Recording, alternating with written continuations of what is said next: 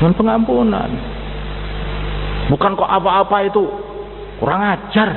Dia telah berkata kepada aku seperti ini. Awas ya. Oh. Kita harus ambil sikap.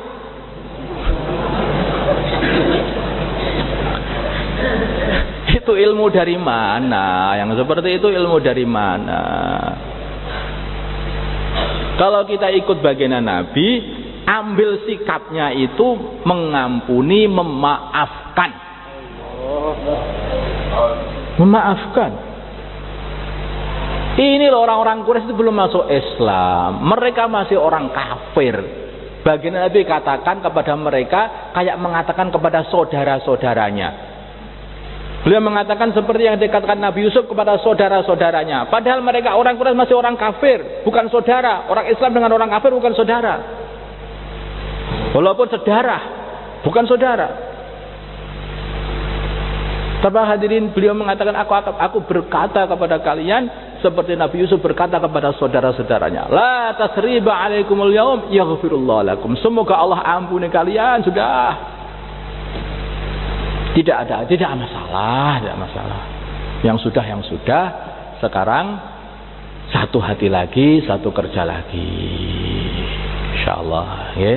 Nah, itu satu hati lagi, satu kerja lagi. Satu markas lagi. Musyawarah lagi. Bareng-bareng musyawarah. Bareng-bareng saling mahabbah, saling cinta mencintai. Insyaallah Bang ya. Nanti kalau sudah seperti ini kita bisa membuat istimewa Indonesia Pak. Insyaallah kita buat istimewa Indonesia, seluruh Indonesia kita buat istimewa insyaallah. Ya, tapi syaratnya satu hati. Tapi kalau satu hati kita nggak bisa membuat istimewa lagi. Nah, habis sekarang. Pilih mana? Satu hati atau bercerai-berai? Harus satu hati. Namanya satu hati itu orang kafir pun itu faham itu adalah satu kebaikan. Itu adalah satu kebaikan. Orang awam pun paham itu adalah satu kebaikan. Namanya cerai berai, anak kecil pun paham itu adalah satu keburukan.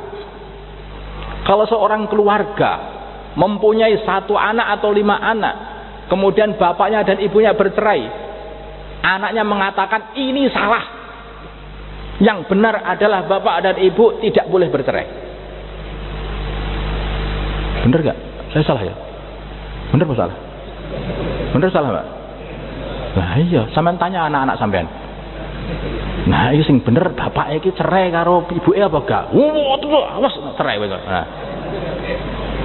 Semua anak kecil pun paham. Kalau bapak dan ibu sudah bercerai, anak terlantar. Mesti anak terlantar. Anak kecil paham. Bagaimana orang tua nggak paham? Bukan nggak paham, tetapi nafsunya, dendamnya, marahnya itu lebih tinggi daripada pemaafnya. Gara-gara itulah. Kalau seseorang itu pemaafnya tinggi seperti baginda Nabi, pemaafnya tinggi seperti Nabi Yusuf alaihissalatu wassalam, seperti para anbiya, sampai baginda Nabi sendiri kan wasbir kama sabara ulul azmi minar rusul. Hadirin yang dimuliakan Allah Subhanahu wa taala, tidak ada perpecahan, hanyalah adanya persatuan. Tidak ada perpecahan. Semua perpecahan itu hanya gara-gara dendam, egois, pengen mau menang sendiri, gak pengen, dan ambil sikap katanya. Apa itu ambil sikap itu? Bahasa mana itu? Ambil sikap. Insyaallah ya. Kalau kita pengen ngambil sikap, sikap kita adalah sikapnya baginda Nabi ketika Fathu Mekah, la tasriba alaikumul yaum. Al-Karim idza qadara afa. Seorang mulia kalau sudah menang justru malah mengampuni, gak apa-apa. Tapi kalau laim, orang yang tercela, kalau sudah menang malah bualah dendam gak karuan. Aku bisa begini. Itu laim. Itulah makanya saya katakan saya mulai dari perkataan pembicaraan ini dimulai dari ilmu. Semakin tinggi orang ilmu, maka semakin besar juga pemaafnya. Semakin tinggi orang ilmu, maka semakin pemaaf. Semakin tinggi seseorang itu punya ilmu, maka semakin jadi penyabar. Tidak ada orang yang lebih sabar melebihi para anbiya. Dari para anbiya yang paling sabar adalah nabi-nabi ulul azmi minar rusul. 5 nabi ulul azmi minar rusul, termasuk baginda Nabi kita Muhammad sallallahu alaihi wasallam. Baginda Nabi katakan, kalau orang dikatakan sabar adalah separuh daripada iman, katanya. Sabar, Pak. Kalau kita sabar, maka kita bisa menjaga istimaiyat selama-lamanya. Tetapi kalau kita sudah tidak sabar, ngamuan, tidak ada rasa tidak ada pemaaf, maka hadirin yang dimuliakan Allah Subhanahu wa taala, mulai istimaiyat yang paling kecil, yaitu keluarga pecah. Kampung pecah. Halaqah pecah. Mahalah pecah. Markas pecah. Pecah berantakan, gak karuan kalau orang itu saling dendam mendendam. Habis semua kerja. Siapa yang paling diuntungkan? Setan. Yang paling diuntungkan setan. Mereka setan seneng-seneng, orang-orang kafir seneng-seneng. Nah, itu berantakan sendiri kan? Saya kira gak berantakan, sama saja ternyata. Hadirin, coba kita lihat. Orang kafir itu ada negeri namanya negeri Amerika Serikat. Itu berapa negara? Banyak negara berkumpul jadi Amerika Serikat. Mereka pengen membuat istimaiyah. Kalau salah satu negeri itu ngamuan, cerai-berai enggak? Cerai-berai. Akan terjadi berai. Ada negeri-negeri berkumpul, mereka membuat kumpulan jenengan NATO. NATO bahasa Indonesianya katanya. Membuat kumpulan, membuat istimaiyat. Mereka berpikir bahwa istimaiyat itu adalah baik, menguatkan kekuatan. Buat NATO. Maka membuat kumpulan-kumpulan. Ada negeri yang dulu pernah berpecah, yaitu Jerman Timur dan Jerman Barat. Kemudian mereka berpikir yang paling bagus adalah istimaiyat.